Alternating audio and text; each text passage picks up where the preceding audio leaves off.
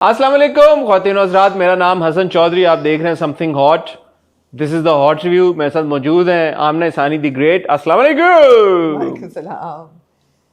आज मैं थोड़ी सी वो थोड़ी मैं दिमाग घुमा हुआ है। यार इतनी लेट क्यों रिकॉर्डिंग करते हैं आप? 8:17 पे 8:17 पे रिकॉर्डिंग आपने रखी के क्यों करते हैं आप लोग इतनी लेट? बताएं। अच्छा ही किया वैसे एक लिहाज से, क्यों? बिकॉज पूरा दिन आपको ड्रामे देखेंगे, इतने इतने अजीम ड्रामे हैं कि वो जल्दी में नहीं देखने पड़ते, पूरा दिन आपको मिलता है। और पूरे दिन की खबरें भी मिली ना।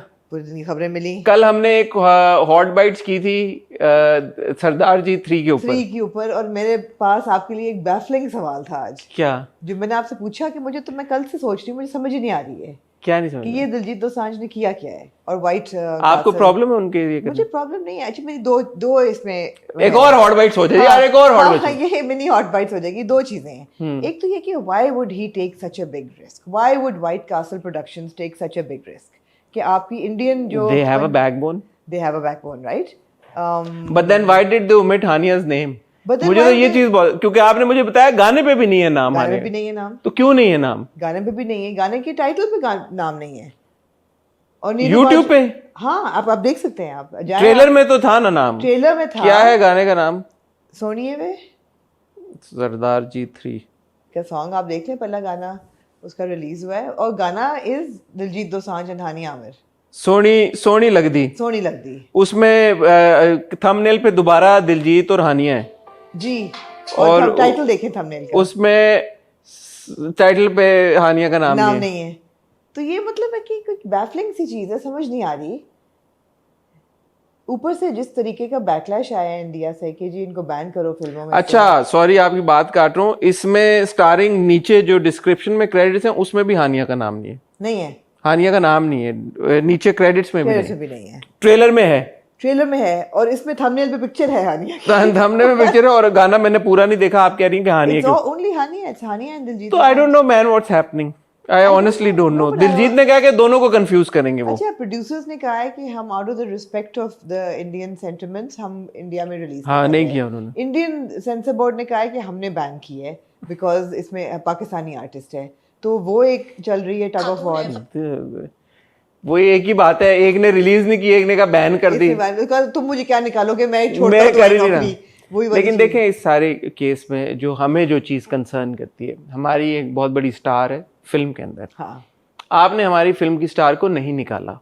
और ये एक अगर आप इसको कंपेयर करें सिचुएशन से जब फवाद खान ए दिल मुश्किल में थे जी, तो उनका रोल सब्सटेंशियली कट डाउन कर दिया गया था। This is what it was right. Karan Johar ने एक स्टेटमेंट रिलीज की थी, बड़े लोगों ने कहा कि ऐसा लगता है कि उनको गन पॉइंट के ऊपर ये स्टेटमेंट नहीं करूंगा जो। लेकिन उन्होंने भी कंप्लीटली नहीं ओमिट किया था फवाद को, लेकिन उन्होंने बहुत कट डाउन कर दिया था। यहाँ पे ट्रेलर की हद तक हमें लग रहा है कि हानिया है। क्या पता असल जब फिल्म हम देखें तो उसमें उन्होंने वाकई में हानिया को कट डाउन कर दिया हो, जो वो क्रेडिट नहीं दे रहे। ट्रेलर में तो she is got a lead role. Yeah, that's also true. But then her name is not there. Her name is not there. So I don't know, man. It's very confusing. I don't know what's happening. And also, I feel that although we love Diljit Dosanjh, it can't be out of his love for Pakistan because he's also doing a border too, which is essentially a war film. Yeah. So, but of course, it is like, you know. अच्छा बहरहाल मैं एक ये देख रहा हूँ, अब हमारी जो वीडियो आई है और उस पे जो पहले 5-6 कमेंट्स हैं वो नाराजगी के हैं कि लव गुरु का रिव्यू कहाँ है। और कल जो हमारा रिव्यू किया उस पे लोगों ने कहा यार इसके सरदार जी के ऊपर बात करें। तो हम क्या करें मुझे बताएं। लोग किसी हाल में लोग जो ना लव गुरु का आपको मिल जाएगा कल मिल जाएगा लव गुरु का रिव्यू आपको। लेकिन बैक टू द प्रॉब्लम, मैंने ये भी सोचा कि अगर आप इसको फ्लिप करें, अगर ये पाकिस्तानी कल जो मैंने आपको कही थी पाकिस्तानी फिल्म होती, नहीं अगर पाकिस्तानी प्रोड्यूसर ने कहा होता कि मैं पाकिस्तान में रिलीज नहीं करता और मैं मुल्क से बाहर करता हूँ, हम बहुत नाराज होते। नहीं अगर वो ये कह के कहता कि भाई अगर हम शोर मचा रहे होते भाई कि ये नहीं एक्सेप्टेबल हमें, तुम ना रिलीज करो, तो वो कहता कि जैसे बरज़ख है, बरज़ख उन्होंने कहा ठीक है हम पाकिस्तान से हटा देते हैं, फिर हम उसको इंटरनेशनली चलाएंगे। उन्होंने चलाया, hmm did we have a problem with it? No, we said okay. So we're nicer people basically. We're just very nice people. We're nice people. बरज़ख की एग्जांपल आपके सामने है। मिड उन्होंने किया, उन्होंने उसको रोका and people were fine with it जब उन्होंने बोला कि हम नहीं रिलीज करेंगे, इवन तो उन्होंने आखिरी एपिसोड रिलीज की 12 घंटे के लिए, या क्या किया था उन्होंने, एक दिन के लिए या कुछ, but they said they remove it. I'm just baffled कि why would he take such a big पंगा कि इतना backlash आया, इतनी hatred आ रही है, इतने फतवे निकल आए हैं, बैन करो. यार हमारे बहुत अच्छे दोस्त हैं हारून रशीद, उन्होंने दिलजीत को इंटरव्यू किया है. हाँ, उसमें है कुछ? उसमें नहीं, अगर आप वो इंटरव्यू देखें, वरना आप हारून को फोन करके पूछें, हारून से बात करें. मैंने उनकी रील देखी थी दिलजीत के साथ, उन्होंने 2 रील्स बनाई हैं, वो बड़े अच्छे दोस्त हैं दिलजीत के. लेकिन इंटरव्यू नहीं देखा. हाँ, तो आप हारून से पूछें, आप हारून से राब्ता करें. हारून अगर आप सुन रहे हैं, इफ यू आर लिसनिंग, वो अंग्रेज है ना, तो मैं अंग्रेजी में उर्दू भी बोल रहे हैं. Haroon, if you are listening, please let us know. Right. Haroon को पता होगा. ठीक है. और इसके अलावा कल सीज फायर, बल्कि पहले तो कल हमें पता चला कि कतर में ईरान ने मिसाइल मारा है वहां पे अमेरिका की एयरबेस पे. तो all of a sudden there was a lot of panic, और एयर स्पेस पता लगा कि बंद हो गई है सारी. पाकिस्तान से फ्लाइट्स जो जा रही थी मिडिल ईस्ट सारी रुक गई PIA की, और भी सुना कि कतर की एयर स्पेस बंद हो गई.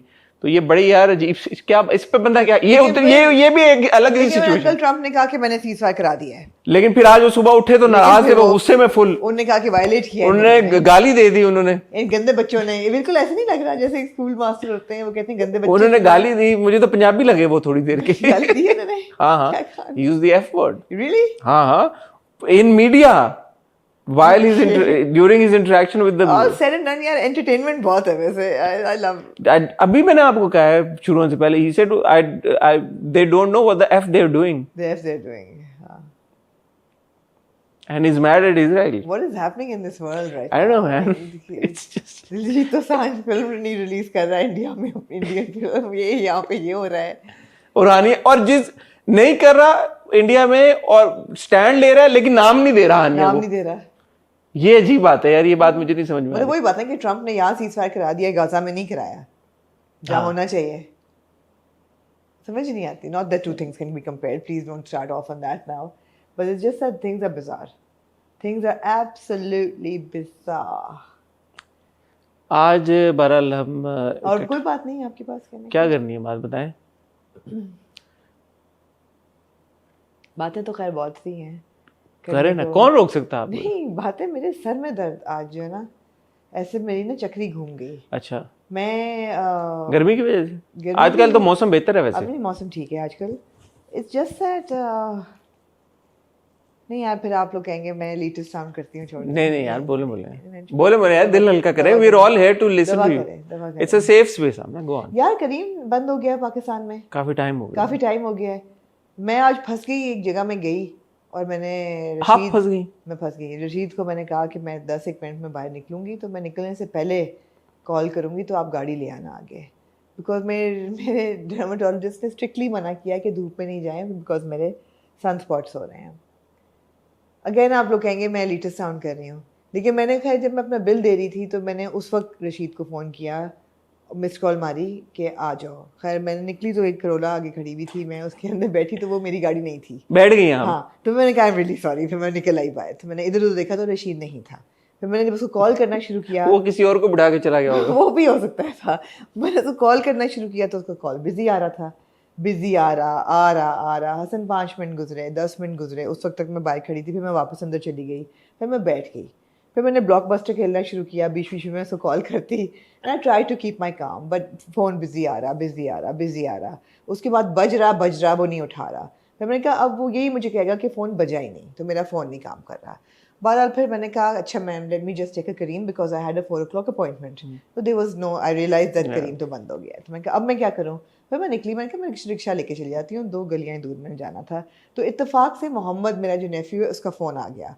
मैं कहा मोहम्मद वेयर आर यू. कहता आई एम जस्ट नियर फलाना. I said you are really close by, can you pick me up. हाँ of course. He pick me up and he drop me to the case. Long story short है कि जो लोग independent होते हैं ना, वो कितने उनकी स्ट्रेस फ्री होते हैं. ये तो फिर रशीद कहाँ गया, ये तो बताया आप जो आपने क्लिफ हैंगर छोड़ दिया.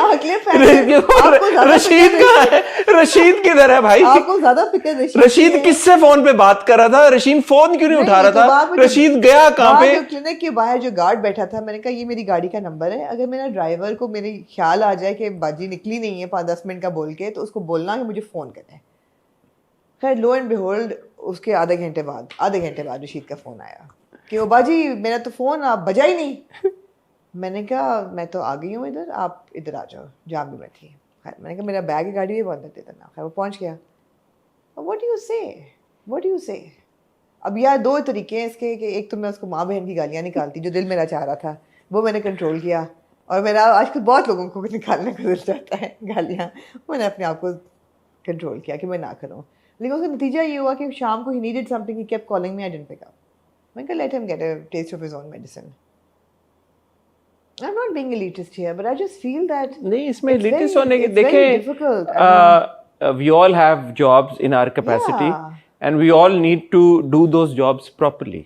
So if we're doing our job properly and then if somebody is rude to us, that's a different story. He wasn't rude and he said मैंने जानबूझ के नहीं किया, मेरा फोन नहीं बजा। नहीं जब आपने फोन करके कहा था कि बाहर आ जाओ, हाँ, आपने फोन किया था कि बाहर आ जाओ या फोन वैसे ही? फोन बजा ही नहीं, अच्छा फोन बिजी था। फोन बिजी था उसका। मैंने कहा मैं नहीं कह रही कि तुमने जानबूझ के नहीं फ़ोन उठाया या तुम्हें, बट द थिंग इज़ कि you know I told you I am going in for 10 minutes, why couldn't you just park in front of the shop, you know, and stay here और be a little vigilant कि अच्छा phone मेरा ख़राब है तो बाजी मर तो नहीं ना गई अंदर जाके, मर भी गई होगी तो लाश तो निकालेगा ना। नहीं इसमें एलिटिस्ट होने का नहीं है कि जो जिसकी जो असाइनमेंट है, हम सबकी असाइनमेंट्स हैं जिंदगी में, हमें करनी चाहिए। तो जिसको जो काम असाइंड है अगर वो नहीं कर रहा तो उस पर बाज पुरस होनी चाहिए मेरे हिसाब से। अकाउंटेबिलिटी होनी चाहिए ना, अकाउंटेबिलिटी होनी चाहिए, हर चीज़ की अकाउंटेबिलिटी है, कोई भी अकाउंटेबिलिटी से ऊपर नहीं है। नहीं मेरे ख्याल है कि अकाउंटेबिलिटी है, स्पेशली जो लोग आपने हायर किए हैं, उनके साथ कोई आपकी रिश्तेदारी तो नहीं है। We all have a job, वही आप वाली बात है। नहीं सिर्फ हायर नहीं किए हुए, in everything there is accountability. चाहे वो एक्टर्स हों, चाहे वो डॉक्टर्स हों, चाहे वो इंजीनियर्स हों, चाहे वो ड्राइवर्स हों, चाहे वो मेड्स हों, चाहे हम हों, अकाउंटेबिलिटी के बगैर तो दुनिया चल ही नहीं सकती। अकाउंटेबिलिटी के बगैर सिर्फ जो रिश्ता है ना वो औलाद का माँ बाप के साथ का है। लेकिन माँ बाप भी औलाद की भी अकाउंटेबिलिटी रखते हैं। माँ बाप औलाद पे है, माँ बाप की नहीं है। माँ बाप की नहीं है। बड़े लोग माँ बाप पे भी रखते हैं अकाउंटेबिलिटी। हाँ रखते हैं लेकिन नहीं, हाँ लेकिन नहीं होनी चाहिए, नहीं होनी चाहिए, माँ बाप की नहीं होनी चाहिए, माँ बाप की नहीं होनी चाहिए। बाकी है कि लेकिन आप ना इस पे आप ये ना कहें कि यार एलिटिस्ट वाली बात नहीं है। घूम गया। नहीं आपका सही घूमा सर, आप तो बहुत महज़ब हैं, आप ये विटनेस कर चुके हैं, आप तो बहुत महज़ब खातून है। अगर मेरे साथ ऐसा हुआ होता तो मैं सोचती हूँ हैदर के साथ ये हुआ तो क्या करता है वो हैदर ने भूल देना था बिल्कुल। हैदर साहब अपेरेंटली मेरे से 8 हाथ आ गए। हाँ ऐसा ही है, कभी-कभी मैं कहती हूँ ऐसा ही होना चाहिए। वैसे ख़वातीन ना दिल की नरम होती है थोड़ी सी, सब नहीं होती लेकिन हाँ कोई देखें आज हमने एक मिनी हॉट बैच भी कर लिया, हमने एक आमना से लाइफ लेसन। लेकिन I want to talk to Diljit यार बस कर दे यार आप हारून को करें ना फोन, मैं हारून को आज आप फोन करें, फिर आप हमें बताइएगा कल के क्या, और हारून को बताइएगा कि हमने डिस्कस किया। मैं मिल नहीं सकी हारून को, ट्रैवल कर रहे थे the days I was in London. या इज अ लवली होस्ट। आप हारून से पूछिएगा और हारून को बताइएगा कि हमारी बड़ी डिस्कशन हुई उनको। ठीक है ख्वातीनो हज़रात, आज हम इकट्ठा हुए हैं आपकी खिदमत में, पेशे खिदमत हुए हैं हम कुछ ड्रामों का रिव्यू लेके। आज तो हमने कोई और बात नहीं करनी ना, आज हम ड्रामों का रिव्यू करना है। ड्रामे हमारे पास हैं काफ़ी सारे, उनमें मुझे जो याद पड़ता है, हमारे पास नक्श की 1 किस्त है, हमारे पास शिरीन फरहाद की 2 किस्तें हैं, हमारे पास दस्तक की 2 किस्तें हैं, हमारे पास दस्तक की 2 किस्तें देखिए ना। हाँ और यार मन मस्त मलंग की 3 किस्तें हैं जो कि आज इन ऑल सीरियसनेस में रिव्यू करूंगी, आपने मुझे रोकना नहीं है। हाँ ठीक है, मैंने लाइफ लेसन्स मिले हैं। आप बिल्कुल मिले। दस्तक से रिलेटेड मैंने मरीना खान और फिरोज कादरी को इंटरव्यू किया बाज पे। Okay you must watch it. मैं आपको जब हम रिव्यू करेंगे तो मैं आपको बताऊंगा। Well done. आपने कहीं जाना नहीं है, मैं और आमना आपको मिलते हैं एक बहुत ही छोटी सी टैक्स ब्रेक के बाद। नाम तेरा मेरा रह जाएगा। शिरीन फरहाद, क्या कहना चाहेंगे आप Shireen Farhad? So unpopular opinion and I think it's popular opinion now. I'm bored. Shirin Farhad is boring me now. Somehow it's a sweet story, but it's really slow paced. It's very monotonous. It's going around in circles, and when I watch it, I feel that it's giving me like sedatives. मुझे नींद आ जाती है देख के। I'm bored. Why am I bored? Can you explain it? What we said last week, I think Yeah. that was a fair analysis. Which कि is? ठीक है, it's a steady watch and we like watching it. But then उसके बाद you do need something more out of a story to remain hooked to You it. need a kick from a story. So steady watch अपनी जगह वो सब चीज़ें ठीक हैं, but कभी कभी आपको स्क्रिप्ट की डिमांड ऐसी होती है या ऑडियंस की एक्सपेक्टेशन स्क्रिप्ट से ऐसी होती है कि कोई ना कोई बैंग आपको चाहिए होता There's है. no sizzle. तो इस केस में जो इस हफ्ते की पहली एपिसोड थी, I can appreciate that because वो पहली बार शीनी जो है कन्फेस करती है अपना प्यार और वो जो दोनों का, and I think it Kinza और फरहान का वो जो सीन था, it was a good scene. मुझे वो अच्छा लगा सीन. मुझे दोनों का जो इमोशनल क्वेश्चन था वो पसंद आया, और जो केमिस्ट्री की जिसकी हम बात करते हैं, मैंने पहली बार दोनों के बीच में वो महसूस भी की. आई think that was very good. जब मैंने हाँ करती हूँ तुमसे मोहब्बत. मैं भी तुमसे बहुत प्यार करता हूँ.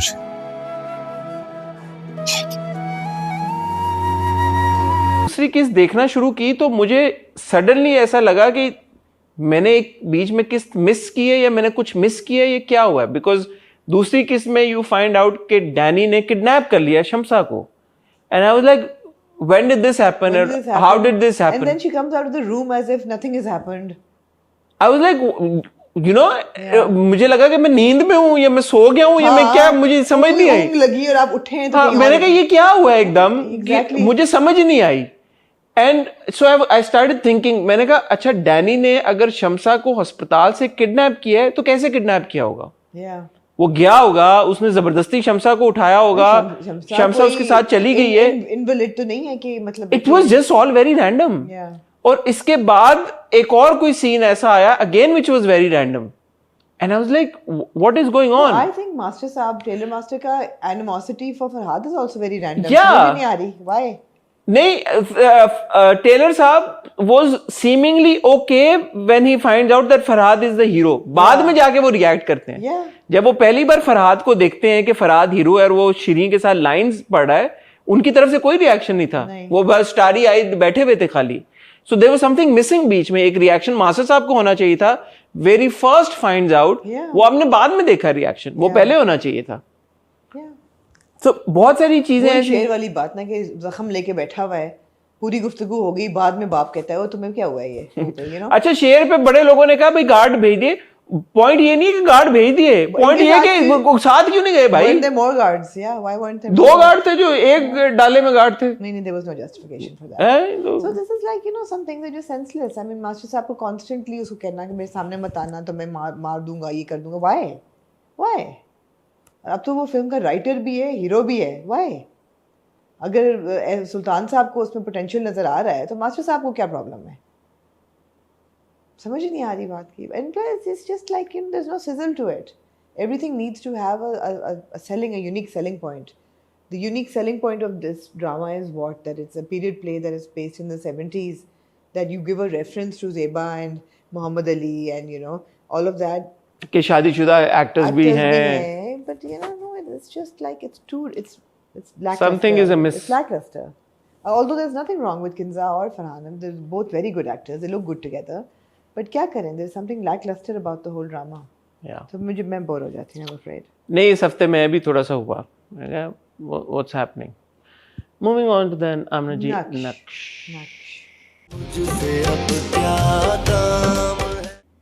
अच्छा, नक्श despite everything मैं enjoy करती हूँ.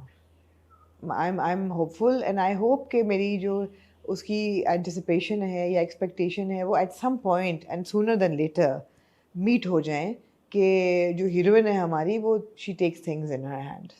अभी तक तो वो रो रही है एक दो किस्सों से, which is justified, उस पर जो गुजरी है, and I understand her reaction, but now she needs to get out of it. The parents are super annoying.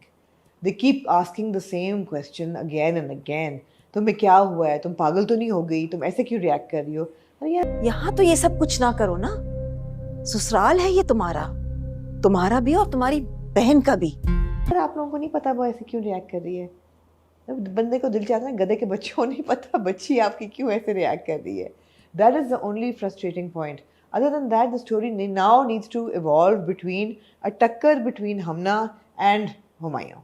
That's what needs to now emerge, and I hope it will happen sooner or later. I like the fact that Rahim has taken a stand for his wife and he's like, you know, मेरे मुंह में बात आते रहेगी कि जो बार बार कि तुम जाओ, मैंने तुम्हारे सेटअप किया है, तुम जाओ सेटअप किया है, तो उसका कहना चाहिए था भाई आप चले जाएं, अगर आपने सेटअप किया है यहाँ मैं संभालता हूँ, आप चले जाएं, अगर आपको इतनी फिक्र है, मैं नहीं जाऊँगा. अच्छा, मैं नक्श के बारे में ये कहना चाहूँगा, this was a very good episode. Yeah. And I want to give a huge shout out to Hina Altaf. I think she performed exceedingly I well. agree. All the scenes.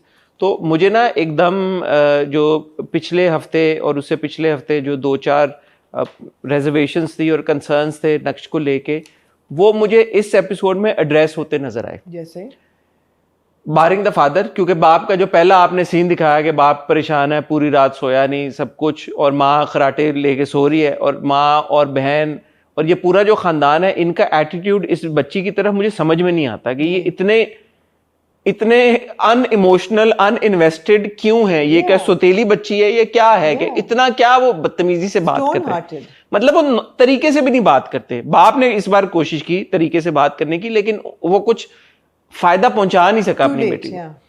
लेकिन जो रिएक्शन था ना हिना के किरदार का, क्या नाम है, हमना का, वो मुझे समझ में आया. और वो आई थिंक जो इंटेंसिटी थी वो भी सही थी कि वो अपनी डिग्रीज को जला देती है, और वो जिस तरह से ब्रेक डाउन तो नहीं करती, जिस तरह से उसका वो मेल्ट डाउन होता है जब माँ आती है और वो कहती है कि क्या, what more do you expect of me. आपने मुझे एक जबरदस्ती के, it was a great scene, very good scene. जितनी हमना ने जो बातें की सारी, एंड शी सेड कि मुझे ये लगा कि मैं एक फार्मास्यूटिकल कंपनी की ओनर हूं, मैं ये कर लूंगी, मैं वो कर लूंगी, but who am I at the end of the day, I am just Mrs Rahim, that's what I am. And those were very pertinent scenes, and you like okay, so we are seeing, perhaps we don't see it very often, कि एक पढ़ी लिखी independent लड़की जो कि जिसको हर किस्म की आजादी थी, उसको भी आपने उस डब्बे में ही बंद किया कि शादी. और उसके बाद वो किस तरह से रिएक्ट करती है, ये हमने कम, मैं सोच रहा था, मुझे याद नहीं आ रहा था कि हमने बहुत ज्यादा कुछ देखा हो. कम देखते हैं कि लड़कियां ऐसे रिएक्ट करें. तो वो मुझे अच्छा लगा. और फिर by the end of it, for Rahim to take her side and to take a stand और भाई के सामने खड़े होना. अब हम अमेरिका नहीं जा रहे, वो मुझे पसंद आई बात. एब्सोल्युटली. तो ये अच्छी बातें थी सारी. ऑल्दो मुझे एक फ्लीटिंग सेकंड के मेरे अंदर की फेमिनिज्म ने कहा कि अच्छा, तो अल्टीमेटली एक मर्द ही, तो मैंने कहा कोई अच्छी बात है, ये तो उसका मियां है, वो उसका हस्बैंड है, अगर वो दोनों साथ, अगर वो खुद ना कर रही होती तो फिर समझ में आता, लेकिन वो खुद भी तो अपनी आवाज रेज कर रही है. तो दोनों का जो एक कंपेनियनशिप है, दोनों का साथ है, वो एक दूसरे को स्ट्रेंथन कर रहे हैं, अच्छी बात है ये. बट वही बात है कि जो हमना का कैरेक्टर है, मैं शुरू से I was very attached to this character, played very well by Hina Altaf. It's between Hamna and Humayun. But I disagree with you. आपने कहा ना हमना रोती, मैंने उस पॉइंट ऑफ व्यू से नहीं देखा हमना को. क्या आपने कहा ना कि अभी तो रो ही रही है, मुझे लगता है कि उसने स्टैंड लिया है. ये स्टैंड है. जब उसने शादी के फौरन बाद नहीं वो पार्टिसिपेट किया सेरेमनी में, अगले दिन भी वो सो के उठती है, वो है फ्रस्ट्रेटेड, वो अपनी अनॉयंस दिखा रही है, लेकिन रो भी रही है, मतलब कुछ कर तो रो रही है, बट गुस्से में भी है. वो ऐसा नहीं है कि वो दुखियारी है, कोने में बैठी मासूम, उस पे तरस नहीं आता आपको हमना के ऊपर. बेचारी नहीं है, बेचारी कैसे नहीं ना करती तो राहिम भी फिर ना स्टैंड लेता. हाँ, तो उसने अब स्टैंड ले लिया. And the fact, what did she want? She want to stay back. It's not like she did not want to marry Rahim. Rahim से उसकी शादी होगी, that is not a big issue. The issue was कि उसको यहाँ से भेजा जा रहा था, वो अब नहीं जा रही. सो सही है. प्लस वो भी बहुत अच्छा सीन था जब वो राहिम को कहती है, मैंने तुमसे मांगा ही क्या था, कुछ टाइम. ये बोला था कि मुझे सिर्फ थोड़ा सा टाइम दे दो, लेकिन तुम वो भी नहीं कर सकते. You know, again, Hina delivered those lines in a very impactful way. That way you like, यार ये बंदी बात तो सही कर रही है सारी. The way she looks at Humayun, she's like, buddy, I know what you're up to. अब तुम देखो तुम्हारे साथ मैं करती क्या हूँ. Those looks are very good. So the only thing I kept wondering was, did they really have to show the mother and the sister and the father to be so obnoxiously rude to the sister? I understand because she. No, she says get lost. Yeah. Why does she say get lost? Because she's disturbing her household. Her relationship with her husband. भाई ये sister भी तो समझ ही रही है ना कि हमने उसकी विल के अगेंस्ट उसकी. वो बात कहती है ना कि एक घर में 2 बच्चियों की शादी नहीं करनी चाहिए. घर में 2 बेटियों की शादी नहीं करनी चाहिए. एक का किया दूसरे को भुगतना पड़ता है. दूसरे का भी घर, सिस्टर की मुझे समझ आ रही है कि ठीक है वो सेल्फिश हो रही है. माँ बाप की नहीं समझ आ रही, स्पेशली जब आपने इतनी पाला है, इतनी उस एमेंसिपेशन के साथ बच्ची को. नहीं, मुझे माँ तो सौतेली माँ लगती है. माँ बहुत डिसमिसिव है.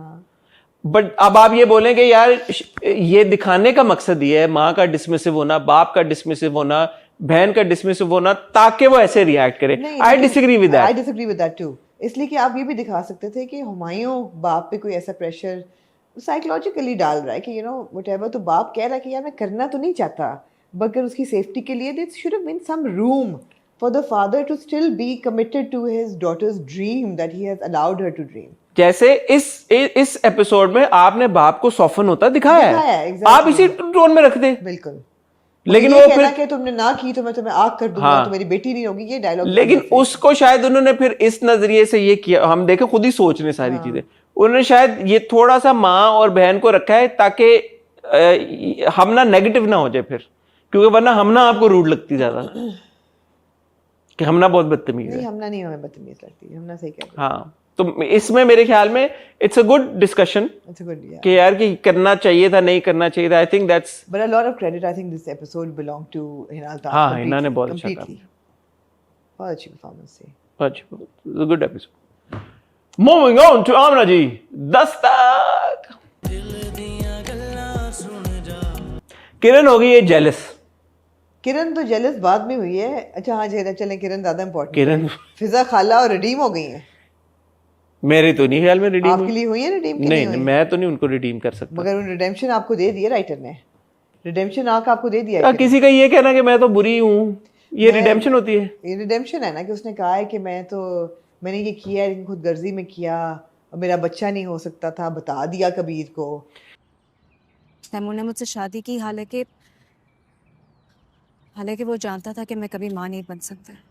और फिर नहीं, बच्चा नहीं हो सकता था, तो फिर वो सैफ की हेल्प करने का इससे क्या ताल्लुक है? उनको तो किरण की तरफ सॉफ्ट कॉर्नर, कि पता नहीं क्यों मैं ऐसे रिएक्ट कर रही हूँ, तो किरण की तरफ सॉफ्ट कॉर्नर होना चाहिए था ना, एक माँ की तरफ. लेकिन वो खुद से कहती है ना कि पता नहीं क्यों मैं ऐसे बिहेव कर रही हूँ. क्यों कर रही हूँ मैं ये सब? फिरोज भाई के कहने पर या कुछ और वजह है? क्यों कर रही है तो मुझे नहीं समझ में आई. तो लेकिन उन्होंने पब्लिक के. अच्छा, आपको क्या ख्याल है कि अब आपको you want the show down और no you given what show down? जो होगा जब पता चलेगा कि कभी नहीं, आई एम तो now I am invested in Fiza Khala. I want to know what will happen. Feroze Chachu क्या करेंगे जब ये अपना फिरोज नहीं, कबीर नहीं, फिरोज अंकल क्या करेंगे जब कबीर आएगा उनके सामने और उनको पता लगेगा कि फिजा की तो है जो उसके साथ सेटिंग हो गई है अपना. तो ये बड़ा कुछ हुआ इन 2 एपिसोड्स में. किरण और उन पे तो एंड पे आएंगे. सबसे पहले तो जो अम्मी है उनको पता था शुरू से कि वो बीमार है. मुझे अपनी बीमारी के बारे में पता है पहले दिन से. उन्होंने कहा कि तुम लोग पागल हो. Of course I knew it. क्या बात है, महान. और अच्छा, मोइज इन पे नाराज हो रहा है. मम्मी, अगर आपको अपनी बीमारी का पहले से पता था तो आपने हमसे क्यों छुपाया था?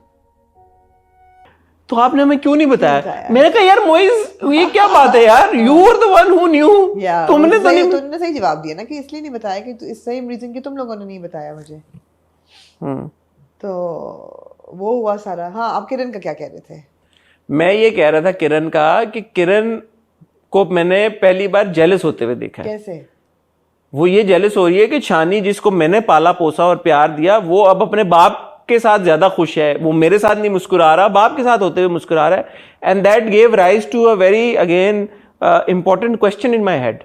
When I saw Shani playing with Saif in Kiran's house and Shani having a good time, Shani being happy and smiling, and when I saw Kiran from that window looking out at Shani and being jealous, I was like, what is the problem? Here is a little boy, 7, 8, 9 years old, 10 years old perhaps, who's happy, who's smiling, and for all it's worth, that is his biological father, not a stranger. Is it that wrong? मैं किरण के point of view से नहीं कह रहा, मैं society के point of view से कह रहा हूं.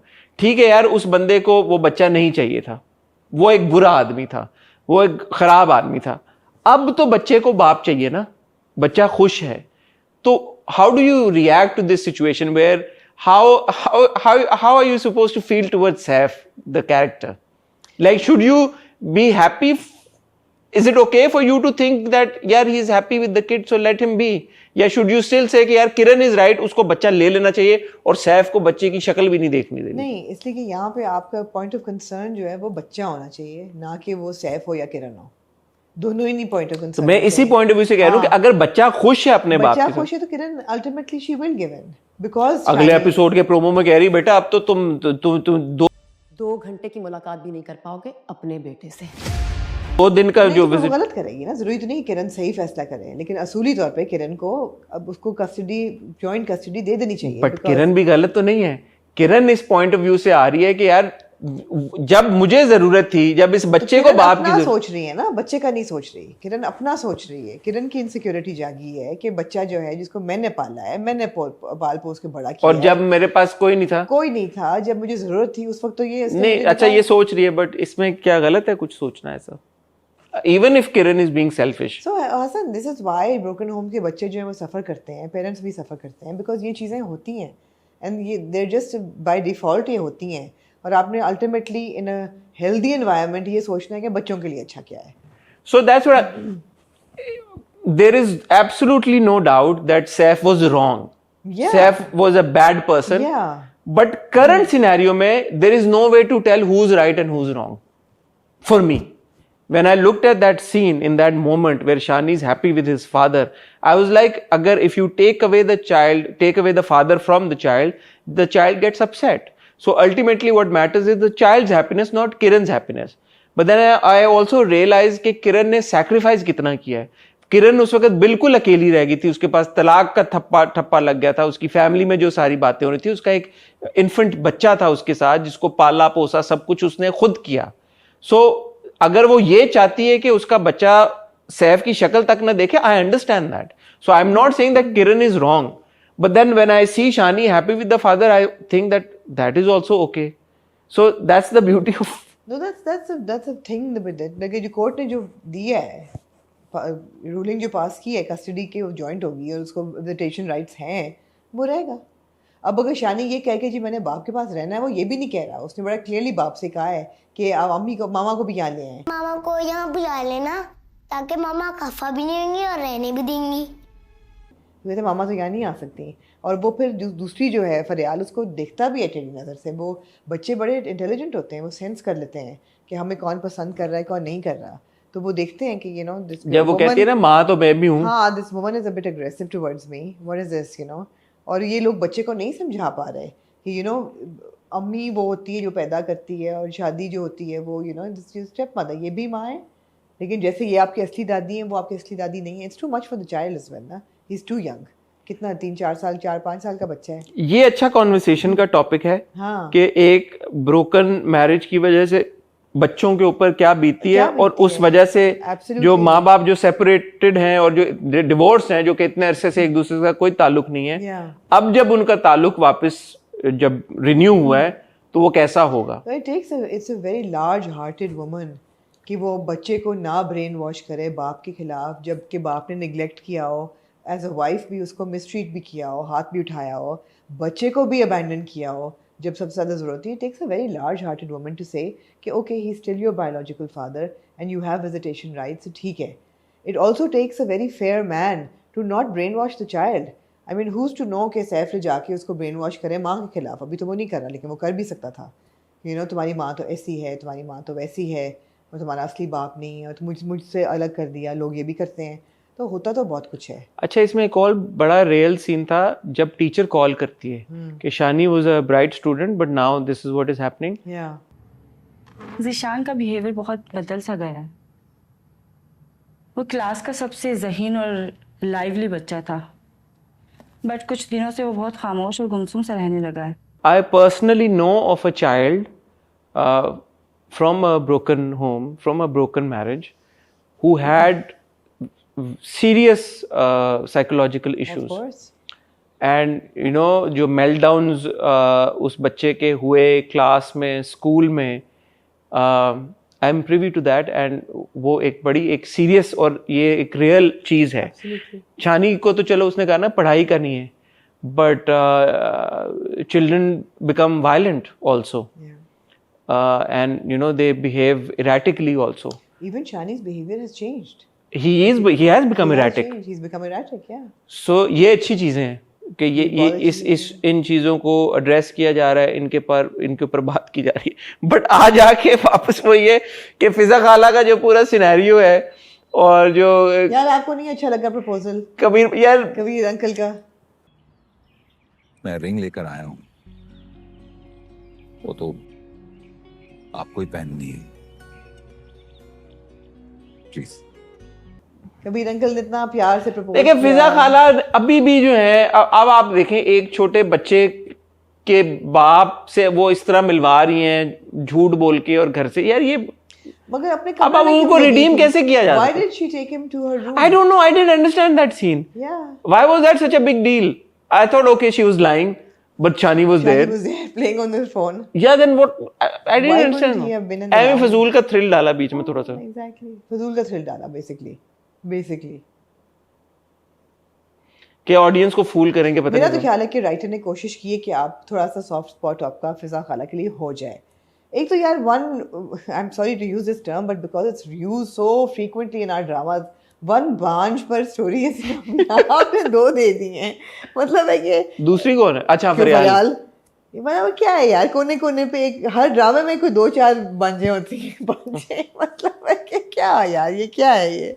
अंग्रेजी में क्या कहते हैं? बांझ. चाइल्डलेस. Infertile woman. हाँ हर आप स्टोरी में 2-4 इनफर्टाइल औरतें डाली हुई हैं जिनके बच्चे नहीं हो सकते. यहाँ आपने इनको भी रिडीम करने की कोशिश की है कि बेचारी यू नो उसके मेंटल इश्यूज हैं because she can't be a mother. मुझे इस पे इतराज है फिजा खाला के आर्क के ऊपर. नहीं मुझे भी है. एक तो she still has that smirky smile on her face. वो प्रपोजल के वक्त भी है और हर चीज है. अच्छा मैं आपको कह रहा था मैंने बज़ में इंटरव्यू किया है मरीना खान साहबा को और फिरोज कादरी को. तो मरीना जी से सारे ये सवालात मैंने पूछे हैं कि दस्तक ड्रैग क्यों हुआ, फिजा खाला का ट्रैक क्या इम्पोर्टेंट था नहीं था. फिर एक बीच में आपको याद है सीन इधर उधर हुआ था. फिर ये भी मैंने पूछा कि क्या वो वाकई में बीमार हुई थी बीच में जो हमें लगा कि दस्तक में. तो ये सारे सवालों के उन्होंने जवाब दिए हैं. It's a pleasure having a conversation with Marina Khan. Yeah, it's an educated conversation. मतलब, you know, I asked her all these questions, but she was so forthcoming and, you know, एक दो जगह पे उन्होंने acknowledge किया. उन्होंने कहा यार this was my fault. And I was like, how big of her? Because लोग यहाँ पे कहाँ acknowledge करते हैं चीज़ों को. That's true. तो मुझे बड़ा अच्छा लगा, मुझे काफ़ी कुछ सीखने को मिला because उनके obviously एक तो तजर्बा उनका कहाँ से वो start लिया उन्होंने और अब तो it was a good conversation. आपने लव गुरु का नहीं पूछा उनसे कि कैमरे क्यों उन्होंने लगाने दिए कमरे में? वो मैंने ऑफ कैमरा उनसे पूछा. ऑफ कैमरा उन्होंने मुझे बताया, मैं आपको ऑफ कैमरा बताएंगे. ठीक है. वो अच्छा नहीं लगता ऑन कैमरा जो ऑफ कैमरा हुई है. मैं आपको ऑफ कैमरा बताऊंगा कि उन्होंने मुझे क्या. ठीक है चलिए लुकिंग फॉरवर्ड. इस हफ्ते आएगा. इस हफ्ते आएगा. बट वही बात है दस्तक. अब ये सारी इंपॉर्टेंट चीजें बीच में जो हुआ एकदम जो हमें लगा कि यार अब ये स्टोरी खत्म, तो वो ब्रिज जो है ना, this is sort of like the third act right. So जो सेकंड एक्ट से थर्ड एक्ट के बीच में जो पुल था. ओए होए ये यार एक्ट की टर्मिनोलॉजी आपकी नहीं है हसन. ये मरीना खान ने आपको नहीं अल्लाह की कसम. नहीं ये अल्लाह की कसम. नहीं अल्लाह की कसम. इंटरव्यू में निकल आएगा ये. हाँ उन्होंने रेफर किया होगा to the second and the third act. आज दिस इज नॉट यू. आज नहीं मेरा खुद का है. I had that conversation with her, तो मुझे खुद ही अंदाजा हुआ ऑलराइट ओके चीजों का. तो इसका वो कब हो रहा है फाइनल एक्ट शोडाउन? मेरे ख्याल में अब heading towards the end. It's quite इसका स्पीड आपको मंटो के टीजर से पता चलना शुरू हो जाएगी. जितने ज्यादा मंटो के टीजर्स आने शुरू होंगे उतना समझेंगे आप दस्तक के इख्तिताम के करीब जाते जा रहे हैं. मुझे लग रहा है कि मंटो के और टीजर्स आपको इस हफ्ते देखने को मिलेंगे. नहीं Dastak definitely has its strong factors, उसमें कोई शक नहीं है. ये सरवर नजीर ने लिखा है. Strongest being the child and एक तो the broken marriage and the divorced woman finding love again. There should have been a little more of that. I feel that Feroz uncle and Fiza Khala were given a bit too much screen time, जो क्या necessary था. अच्छा उन्होंने इस बात का भी जवाब दिया कि फिरोज को क्या प्रॉब्लम है. हाँ. और उन्होंने अपनी पर्सनल लाइफ से एक एग्जांपल दिया जो मुझे लगा कि यार ये बात ये है हसन कि आपको हर किस्म का पर्सनल लाइफ में एग्जांपल मिल जाता है, पर जब आप एक कहानी देख रहे होते हैं as a viewer it needs to make sense.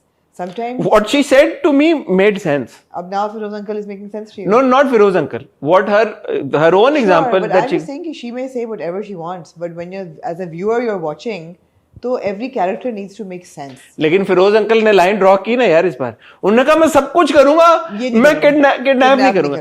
जो कुछ आप मुझसे एक्सपेक्ट कर रहे हैं मैं नहीं कर सकूंगा. And I was like, how you he actually said कि जब ये बच्चा पैदा हो जाएगा हम बच्चा ले लेंगे किरण को जो और वो इसकी शादी करा देंगे दोबारा. वो how is that not kidnapping a child? Makes sense. You're gonna kidnap that child, but this child you'd like कि biological father को मैं नहीं मतलब how? Because उसने कहा ना कि मैं इन्वेस्ट करूंगा, आपको इन्वेस्टर की तलाश है तो मैं आपको वो तो उसने बाद में कहा. हाँ. वो पहले भी वो अपोलोजाइज कर एंटिसिपेट कर लिया कि वो बोलने वाला है. नहीं Fiza uncle actually uncle Feroze belongs with Fiza Khala. इनकी शादी इनकी होनी चाहिए थी आपस में. नहीं वो अपनी बच्ची की तरह ट्रीट करते हैं उसको. मुझे पता देखा नहीं आपने जब उन्होंने कहा हां लेकिन दे एक्चुअली बिलोंग टुगेदर. और वो खुश हुए. मैं देखना चाहता हूँ फिरोज अंकल की शक्ल जब वो उनको पता लगे. फिजा खाला की शक्ल देखना चाहती हूँ जब उनको ये अंदाजा हो कि जो कबीर मामू हैं वो मामू हैं किरण के, जिसके खिलाफ उसने इतनी मुहिम चलाई. चले It's good. Dastak is good. नहीं बीच में जो होता है ना सेकंड एक्ट होता है. ये मैं बता रही नहीं है हसन की टर्मिनोलॉजी. सेकंड नहीं है यार, अल्लाह की कसम नहीं. आप देख लिएगा पूरा इंटरव्यू. ये मुझे खुद मेरे बट ये नहीं होना चाहिए. Moving on to then finally Mann Mast मलंग. क्या बदले जफा कर रहे हैं, मैं क्या कर रहा हूँ वो क्या कर रहे हैं. क्या कह रहे यार. मन मस्त मलंग is a great drama. It's a very it's a significant to watch. Significant watch. It's a pleasure to watch, and I love मन मस्त मलंग. Love it. And I जो वो एक सांसों से सांसों तक की जो माला खिंचती है ना मन मस्त मलंग में, ये आप पहुंचे 51, 52, 53rd एपिसोड में. जो ओपनिंग सीन में सांसों से सांसों की माला खिंची ना इन दो कैरेक्टर्स के बीच में. तुम्हारी सांसों से सांसें लेकर ही तो जिंदा हूं. That sets the tone. यार शायर कह गया है खान साहब की आवाज में, सांसों की माला पे सिमरू में पी का नाम. Exactly. मैं आपको ये बड़े वसूख से ये बात बता रहा हूँ कि खान साहब को पता था कि आने वाले वक्तों में इस तरह का ड्रामा एक बनने वाला है.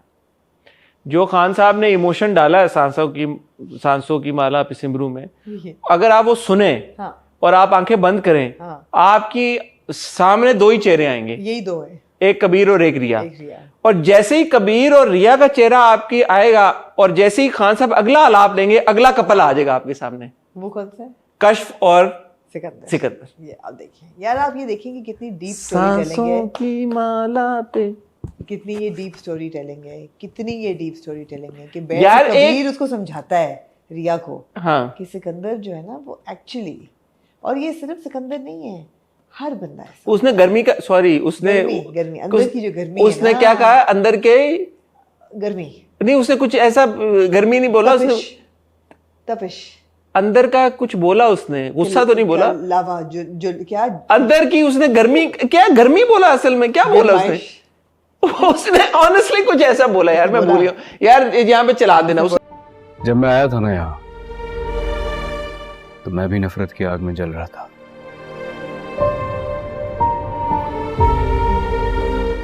फिर तुमने देखा कुछ ऐसा बोला अंदर जो मेरे अंदर भी था. मैं जब वापस आया तो मेरे अंदर गुस्सा था. गुस्सा नहीं था, गुस्से की थी कुछ और, उसने गरम से कुछ तशबीह थी, कुछ इसी तरह का लफ्ज था. उसने कहा फिर वो गर्मी निकलनी होती है किसी तरह से, फ्रस्ट्रेशन, वो आग निकलनी होती है, आग एक आउटलेट चाहिए. आग बोला था, ऐसे ही बोला था कुछ. अंदर एक आग थी, और वही आग सिकंदर को लगी. शादी के बाद वो बुझी. नफरत की वो आग कब मोहब्बत में बदल गई मुझे पता ही नहीं चला. वही आग सिकंदर को भी लगी. बुझ गई है इसकी आग. किसकी? कबीर की. हाँ. अच्छा, कबीर जरा ज्यादा हॉट ब्लडेड है ना, तो वो आग भड़कती रहती है, बुझती रहती है. यार आपने कभी ड्रामों में ऐसे देखा है कि खामंद आए और हक करे अपनी बीवी को? नहीं यार, क्या हो गया आपने देखे ना यार. देखे उन्होंने आपको दिखाया है कि एक मियाँ बीवी का रिश्ता जो है कितना पाकीज़ा रिश्ता है। कितना इंटीमेट होना चाहिए ये दिखाया करे ना, ये चीजें होती हैं देखने वाली। वो ऐसे उसके गालों को कहता है कि तुम्हारी खूबसूरती के अलावा मैं अंधा हो जाता हूँ, मुझे कुछ नजर ही नहीं आता। यार ये रोमांस हो तो कबीर और रिया जैसा हो यार, जो वो देखे कि कोई और लड़की मेरे बिस्तर पे लेटी हुई है। तो कबीर जैसा है, रोमांस हो तो कबीर जैसा। कबीर जैसा, रिया जैसा ना। Riya has basically only one job, what? To look pretty. Oh, that's all.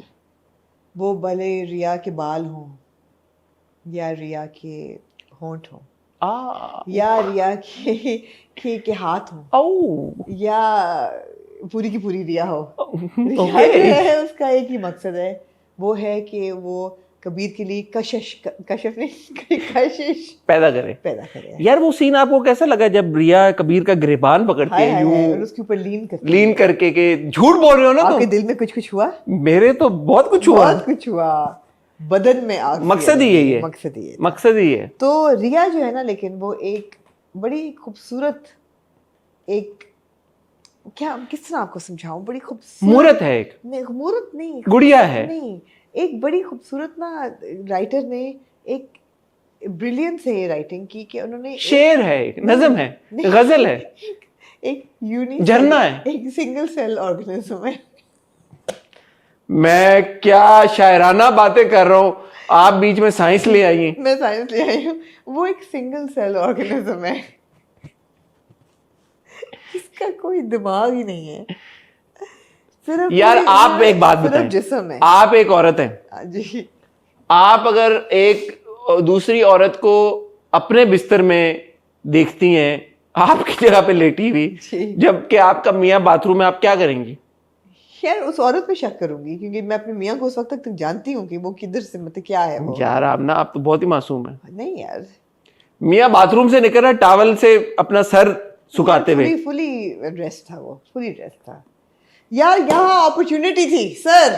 किसके पास? देखिए ना, मेरे अंदर एक राइटर है। आपके अंदर दो हैं राइटर? दो राइटर, मेरे अंदर राइटर, एक सीरियस है और एक फिक्शनल है। मैंने ये सिनेरियो जब देखा कि मिना जो है वो बिस्तर में दुपट्टा पड़ी हुई है, दुपट्टा उतार के पड़ी हुई है, पूरी कंबल ओढ़ के, हाँ, रजाई भी की, रजाई में, और साथ का बिस्तर जो है वो ऐसे रफल हुआ है, कि ऐसा लगे, और बंदा हाथ लगाए तो हल्का हल्का गर्म भी है, कि कोई अभी अभी निकला है, somebody has just left the bed right now। ठीक है, मैं कहती हूँ ये आपके पास सर मौका था। मेरे पास कैसा मौका था? मैं तो था ही नहीं वहां पे। राइटर के पास मौका अच्छा था।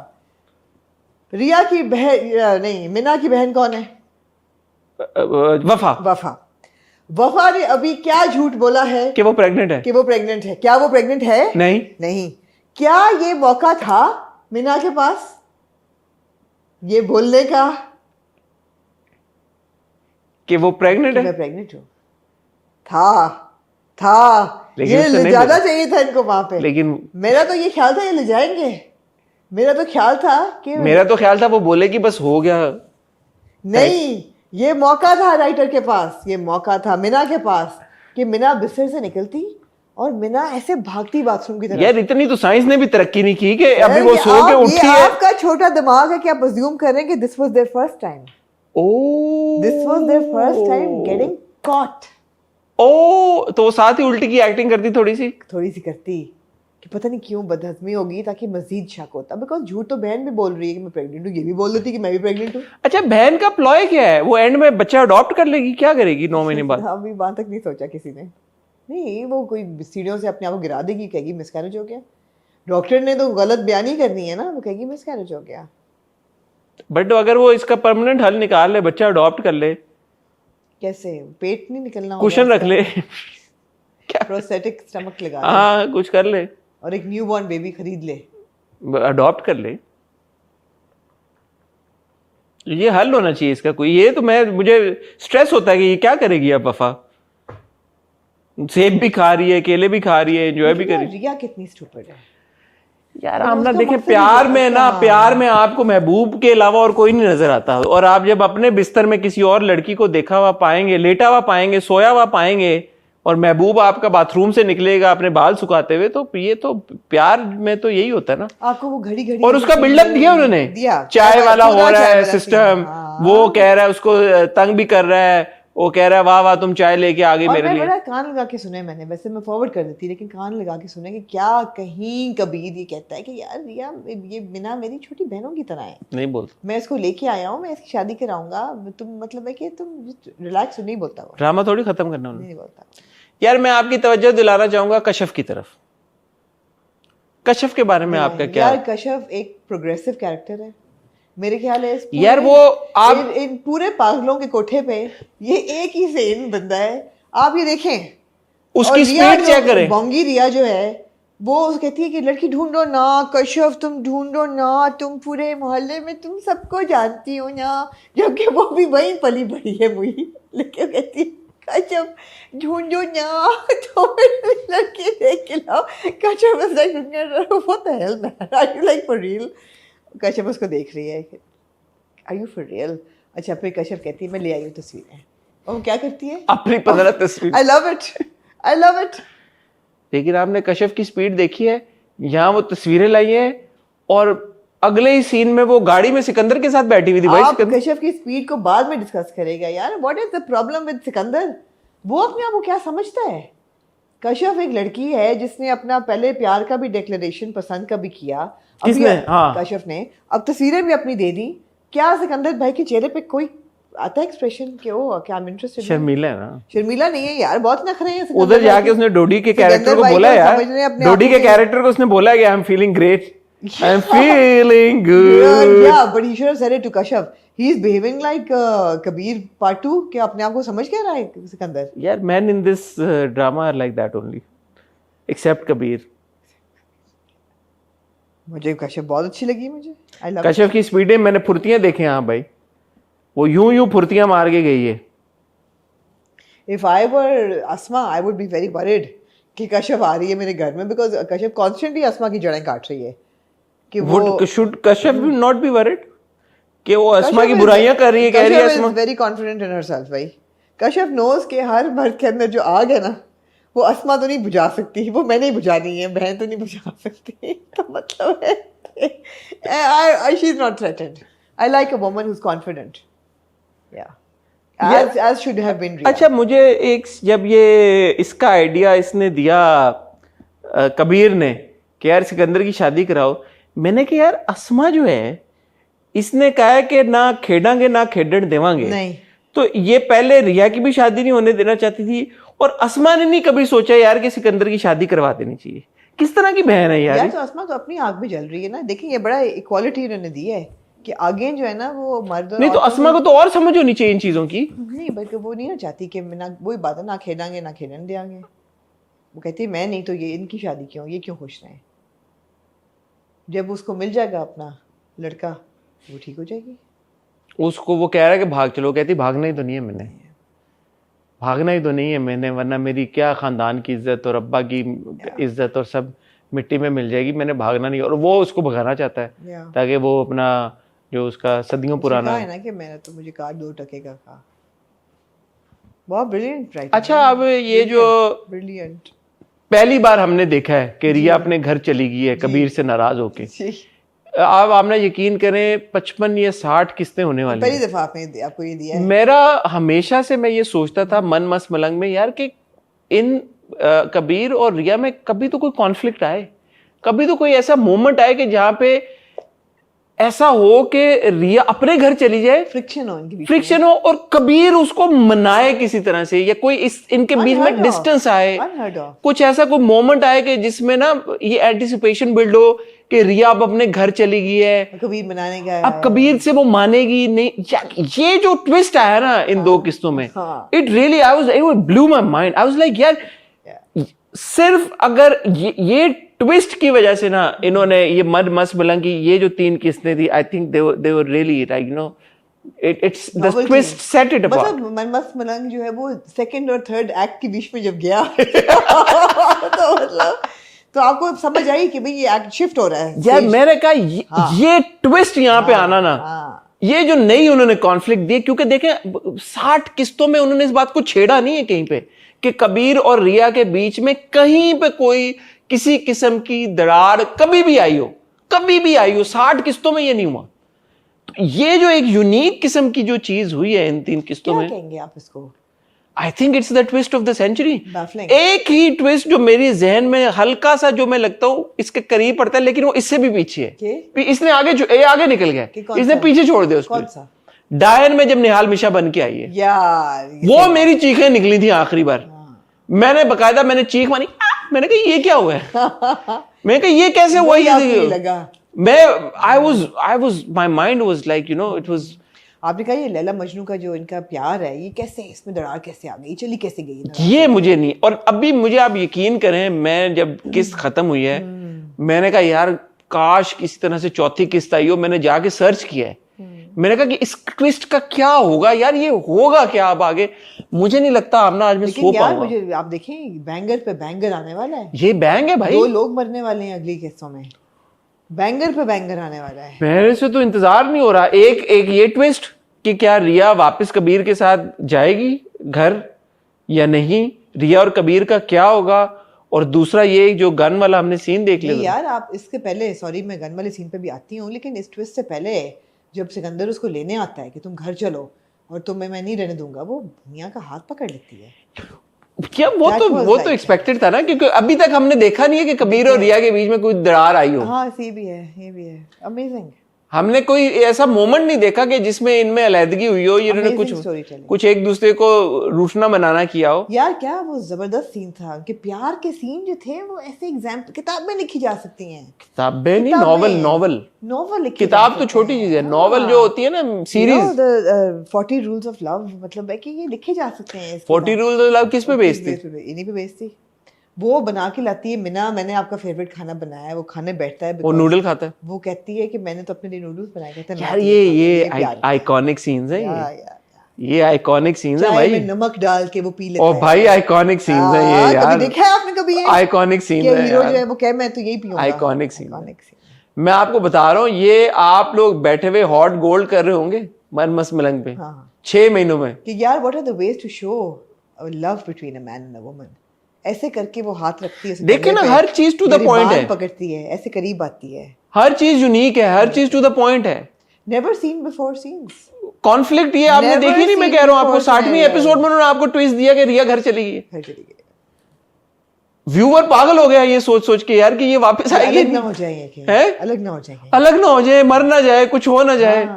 कमाल है यार, हैट्स ऑफ, ब्रिलियंट। देखिए इसको कहते हैं ब्रिलियंट स्टोरी टेलिंग। मजा आया, मेरे तो आसान खता हो गए। मेरे तो अभी भी हो रहे हैं खता ही है अभी भी मेरे आसान जी। एनीवे जो ट्विस्ट आने वाला है अगली एपिसोड में, सुना है कि सिकंदर भाई मरने वाले हैं। सुना है क्या? देखा आपने प्रोमो में? प्रोमो में ये तो नहीं दिखाया कि वो मरने वाला है, तो फिर आपने सुना कैसे कि सिकंदर? क्योंकि चल रही हैं क्लिप्स बिहाइंड द सीन की। कश्फ विधवा हो जाएगी दुल्हन बनने से पहले? दुल्हन नहीं, अपेरेंटली शादी हो रही है अंदर के नहीं, निकाह हो गया यार कश्फ, माय हार्ट गोज आउट। यार that she is my favourite character, she is the voice of sanity. मैं जस्टिस फॉर कश्फ, अगर कश्फ के साथ ऐसा हुआ तो मैं बर्दाश्त नहीं कर पाऊंगा। लेकिन ये वो वाहिद औरत है दुनिया की लड़की, वाहिद लड़की है जिसने सिकंदर में कुछ ऐसा देखा कि इसको सिकंदर, मैंने आपसे पहले भी ये सवाल उठाया था कि देखिए इसको सिकंदर में कुछ ऐसा नजर आया, कुछ नहीं है सिकंदर में, इसने सिकंदर में कुछ ऐसा भांप लिया। इसने बोला पिछली बार सिकंदर को कि आप ऐसे तो ना थे। हाँ। पता नहीं ये कहाँ कैसे देखती रही है। तू भी ज्यादा समझदार नहीं है, सिकंदर शुरू से ही ऐसे थे। पता नहीं कहाँ देखती रही है वो सिकंदर और कैसे देखती रही। ये आर्क्स बहुत जबरदस्त है ना, आमना आर्क्स जबरदस्त, कैरेक्टर आर्क्स बहुत जबरदस्त हैं। आप देखिए यार कितनी वेरिएशन है सिकंदर के कैरेक्टर में। बहुत है भाई। पहली किस्त में सिकंदर क्या था 60वीं तक वो क्या बन गया। मुबीन भाई पहली किस्त में क्या थे, मैं तो पहचान नहीं, मैंने कहा ये मुबीन भाई हैं। इतने उनके एक्सप्रेशंस आते हैं जाते हैं, अनबिलीवेबल ट्रांसफॉर्मेशन, इतने एक्सप्रेशंस आते जाते हैं। वो कहती है कि तुम मुबीन को ले जाओ, डॉक्टर अपॉइंटमेंट, मुबीन का एक एक्सप्रेशन आता है। वफा कहती है नहीं मैं खुद चली जाऊंगी, मुबीन का दूसरा एक्सप्रेशन आता है। फिर माँ कहती है नहीं पहला बच्चा है, हमारा वारिस है, मुबीन तुम्हारे साथ जाएगा। फिर मुबीन का तीसरा एक्सप्रेशन आता है। कमाल। फिर वफा कहती है नहीं मैं खुद चली जाऊंगी, तो मुबीन का चौथा एक्सप्रेशन आता है। कमाल है एक ही सीन के अंदर वेरिएशन। कमाल है वफा के एक्सप्रेशंस में वेरिएशन। कमाल है। आप देखें जनाब सिकंदर की वेरिएशन, आप देखें मिना की वेरिएशन। कमाल है। आप कभी यार एक मैं नुआंस आपको दिखाना चाहूंगा। जब कश्फ ये कहती है अपनी तस्वीरें दिखाती है सब कुछ, तो जो ये अस्मा है, अस्मा कहती है तुम शादी करना चाहती हो, तुम सिकंदर से शादी करना चाहती। फिर जो स्माइल आती है अस्मा की, देखी नहीं होगी वो स्माइल 60 किस्तों में अस्मा के चेहरे पे, नहीं देखी माना भाई ये आर्क है आमना, इसको कहते हैं आर्क। आर्क सीखे इनसे, आप सीखो कैसे लिखते हैं ड्रामा। ब्रिलियंट। अगर एक मास्टर क्लास हो बाय द मेकर्स ऑफ मन मस्त मलंग कि यार के ड्रामा लिखना कैसे, जिसमें यूनिक स्टोरी टेलिंग हो, जिसमें सीन्स की रिपेटिटिवनेस ना हो in spite of reaching 60 episodes, her episode में किस तरह से आपने ऑडियंस को हुक करना है, एक नया सीन देके, एक नई कॉन्फ्लिक्ट देके। पॉज मी लॉर्ड, और मैं सीन यहाँ पेश करना चाहूँगी। क्या कभी आपने इतिहास में ये सीन देखा होगा कि लड़की कह रही है कि मैं तो कबीर के कमरे की सफाई करते करते थक गई, तो मैं लेट गई, ठंड लगी, कंबल में घुस गई और सो गई। उसने शक किया, लेकिन ना उन्होंने इस बात की तायीद देखें इस तरह से करवाई कि वफा ने कहा कि यार what's the big deal, the mother says ठीक है सो गई तो क्या हुआ। फिर इतना बड़ा तमाशा क्यों बना दिया है इस बात का, मुझे समझ नहीं आ रहा है। प्रोग्रेसिव लोग इतना ओवर रिएक्ट क्यों कर रहे हो, क्या हो गया यार। देखिए ना ये एक सोसाइटी का दूसरा रुख है जो दिखाया जा रहा है, हम नहीं देखते ड्रामों में, नहीं देखते। तो जो अप्रिशिएट करने वाली चीजें हैं उनको दिल से अप्रिशिएट करना यार। मास्टर क्लास इस पे होनी चाहिए कि मियाँ बीवी का रिलेशनशिप कितना पैशनेट होना चाहिए, और कैसे पैशन और प्लेफुल होना चाहिए। एब्सोल्युटली, मतलब है कि उसमें फोर प्ले भी हो, आफ्टर प्ले भी हो। नहीं, फोर प्ले की अहमियत बताइए कि यार ऐसे नहीं ना फिर शुरू हो जाए करें।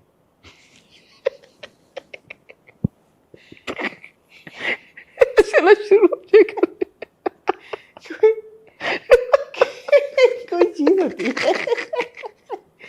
हाँ यार, ये ना आप दिखा देते हैं कि जी मियाँ बीवी प्यार करते हैं एक दूसरे से। कैसे बच्चा पैदा हो जाता है यार, कैसे रात को सोए सुबह बच्चा पैदा हो गया यार, ये क्या बात है। कैसे दिखाया उन्होंने आपको, कैसे होती हैं ये चीजें। Excellent story telling. ख्वातीनो हज़रात, इससे पहले मेरा और आमना का दिमाग बाकायदा तौर पे फ्राई हो जाए और हम पागल हो जाएं, मेरे ख्याल में आपसे इजाज़त चाहेंगे। आई एम सॉरी, आप लोगों का बहुत अभी भी कमेंट्स आ रहे हैं हमारी हॉट बाइट्स के ऊपर कि भाई वो कहाँ है लव गुरु का रिव्यू। तो लव गुरु का रिव्यू आप लोग देखेंगे इंशाल्लाह कल, और मुझे और आमना को फ़िलहाल आप दें इजाज़त। जुम्मे को हम दोबारा आपकी खिदमत में हाजिर होंगे। मैंने परवरिश की एपिसोड थोड़ी सी देखी है, वाज अ गुड एपिसोड, दोनों नहीं देखी अभी, but we've got Daayan, we've got Parwarish, and I think only these 2 dramas, right.